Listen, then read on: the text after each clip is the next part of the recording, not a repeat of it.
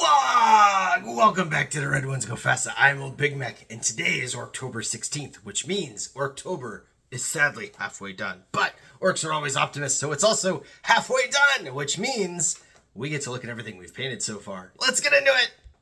So a quick recap for those of you that haven't been following along this entire time. This is the Red Ones Go Faster. I am old Big Mek, and this is Orktober, which is the best month of the entire year because it's where all of us orc players spend all month doing nothing but orcs. Basically, it's about trying to paint as many orc things as you can to kind of get through that backlog or like take on a giant project. You know, a lot of people paint their stampas or whatnot during this time. So we're doing a video every single day in Orktober, which we have done. There's been all sorts of crazy awesomeness. We're going to talk about those a little bit. I've also been painting my orc army the whole time. So if you go all the way back to the very first episode, and if you just click on the channel link, I actually have our playlist right down there. You can go back and watch all of Orktober. For the very first video, I pulled out every single orc I own. Everything that's built and painted, everything that's just built, everything that's unbuilt. And we looked at the piles, and it was a little crazy. You should go check it out. But basically, I was only sitting on about 2,350 or so points of painted orcs, despite having collected and played them since 1997-ish. And had about 5,000 or so that were built, and then well over 10,000 that were just sitting in the boxes. So it was all about getting through them. Started getting into it. The first thing I actually did was built a good old Big Mek, because Big Mek should have a Big Mek, right? So Big Mek in Mega Armor was built. I also had a Mega Armor Mega Knob Squad that didn't work. I had put double claws on a couple of guys, which hasn't been a thing for quite a few editions. And then also realized that when he leads the squad, he gives them rerolls on shooting attacks. So went ahead and chopped some claws off and put some DACA on two of my Mega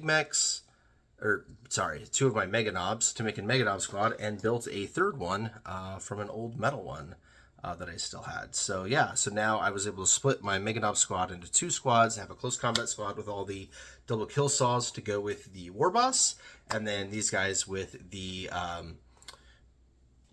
these used to be really cool, and each one was individual, and now they're just all combi weapons and a regular stat, but it's fine. They still look cool. So that was the first two units that I did. Then we built a couple of little mechs, because the big mechs can't fix anything. If you want to fix a unit, meaning the vehicles, you can recover wounds on them, right? The only things that can do that are regular mechs. I had been proxying some guys for those, went ahead and scratch built those, and got them all painted up. So we're building and painting too, right? These guys weren't even in my built but not painted pile. Then we decided to attack one that's been sitting on the shelf for far too long, and that is Gorky Morky here, my Gorka Morkanaut. So it was built as a Morkanaut-ish. I played it as a Gorkanaut most of the time, and we decided to just split the difference and go bananas with it, and do all these crazy bullet launchers on it to make it look like I had the big gun on the side. And yeah, just kind of get all the moving parts working again and whatnot, because I did get this thing used, including the belly doors to open. And then painted it all up, got it based and everything. And so that was huge, because like literally and figuratively, because it's a big model. It's also a lot of points, and it's also a project that's been sitting on my painting desk for a long, long, long time. So it felt really good to get that one done. And then we did our grot tanks, the little mini ones. So I've had this one painted forever. I finally got the other three done. So I've got the leader one here with the checkerboards, and this is the first time you're seeing it all paint chipped up and dusty and rusty and completely finished. So that is how that one turned out. And then there was the camo one, which again, first time seeing it all dusty and rusty and chipped up and completely finished. So that's how that one came out. And then the last one, I put it up to the commenters. I was like, hey, I don't really know what to do with this. I'm kind of having a creative block. Had a bunch of really cool ideas. Polka dots sounded hilarious. If I do another squad of these, I'm totally doing a polka dot one. Tiger stripe, leopard print, stuff like that. Somebody suggested shark teeth up on the turret, because it's a KV2, which has this big tall turret on it. And I liked that idea, but I'd already put glyphs on the sides. And I would have had to like chip those off and then sand it and all this stuff. And I was like, the whole thing kind of looks a bit like an elephant squig. So I went with it. I put a squig mouth on the front and the eyeballs on the turret, and then put a tongue hanging out of it because why not, right? I mean, how hilariously cute is that thing? Anyways, so got this one all done up, and this video was by far the biggest video of all of October so far, because these are not Real Games Workshop things. These I found them on Amazon for $10, and you guys literally bought out Amazon. Completely bought them out. The link actually went dead and redirects to something completely different now. I found them from another vendor on Amazon for the same thing for $13, which is still a steal compared to the Forge World. So I'm going to have the link to that below. So if you missed out on the tanks or you want to get some more, it is these exact four. Again, you got to add all the gubbins, but it is these exact four for $13. There is another manufacturer that makes very similar looking ones that come in a 24 pack. They are smaller. Do not be fooled. They are smaller than these by quite a bit. So you don't want the 24 pack. Get the 4 pack. Okay, 4 pack good, 24 pack not good. Yeah, don't make that mistake. But yeah, so those are the units that I've gotten painted so far for Orktober, halfway through the month. So we're looking at what, 7, 8, 9, 10, 11, 3, 4. Yeah, 11 models painted, but you know, one is giant. It's literally a gigantic robot, and there's 4 little vehicles, and you know, the mega knobs are really detailed. So I've been getting like these bigger detailed things out of the way, and not really getting through units of boys, but that doesn't mean that I've been sitting idle on it. Actually, one of the things I've been doing is I got a Grot squad here in the background that I've been working on. I've got them built, I've got them undercoated, primered.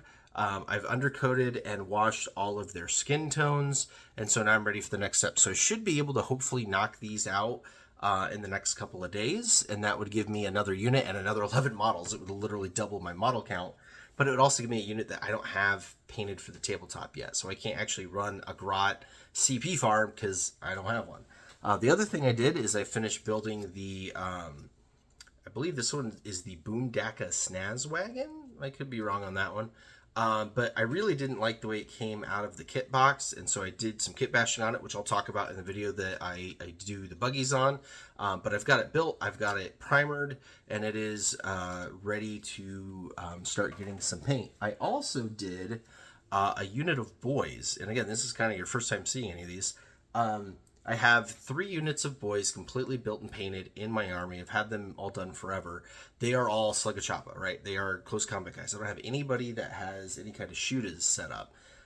One thing I was noticing is in the video on combat patrol tactics, which has been our second most popular video, you run the combat patrol literally as it comes out of the box, which means those weird mixed squads that are supposed to have a couple of shooters in them and a couple of big shooters and stuff like that. I don't have any of those painted.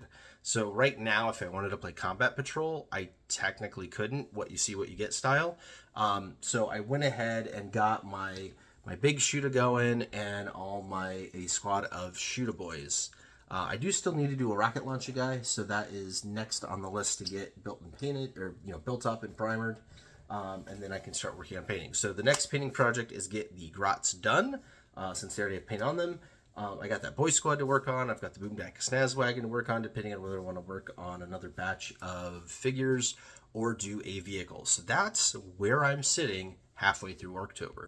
I think one of the coolest things about this, though, is that this 700 points is technically a legally playable army. I do have a character here that can be a warlord, and then I've got, some squads that can score some CPs, and it's a fully legal army in 10th edition. So I'm kind of wanting to do a battle report using just what I've painted in Orktober. Because again, I've already got 700 points. If I can get 300 more points, I got 1,000 points, which is what, the incursion size or something like that? That'd be a whole lot of fun. So what's next after these 700 points? Well, I still have my whole list of videos to do. I've got quite a few left still in the tank. Some fun things to build, some fun things to paint. And yeah, you're going to get to see one every single day. So until next time, walk on!